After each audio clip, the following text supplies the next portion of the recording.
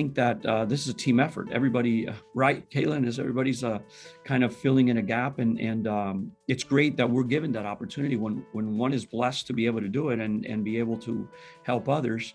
And there's a certain sense of responsibility that that we've been given to be able to step up and help those in need as well. I agree, Juan. Our community's needs were very dire in the beginning of the pandemic.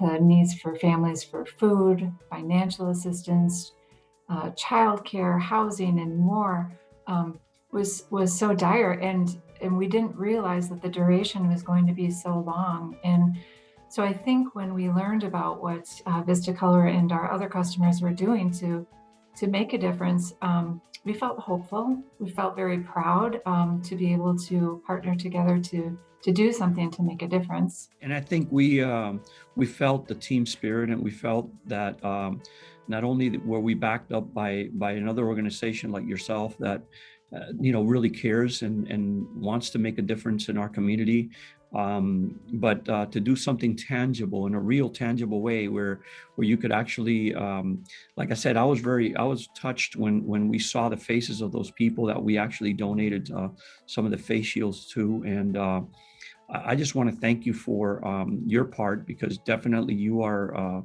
staying in the front lines there to help the fellow man. Thank you very much. Well, we return the thanks to you, Juan, and to Vista Color. You've shown us, and many of our customers have shown us what is possible when you think outside of the box and you innovate outside of the core programs and services that you deliver through your business to help others in need. You were talking about serving others and helping in times of need. But we have a feeling that you serve your community in regular times as well. So we applaud you for that, and we thank you.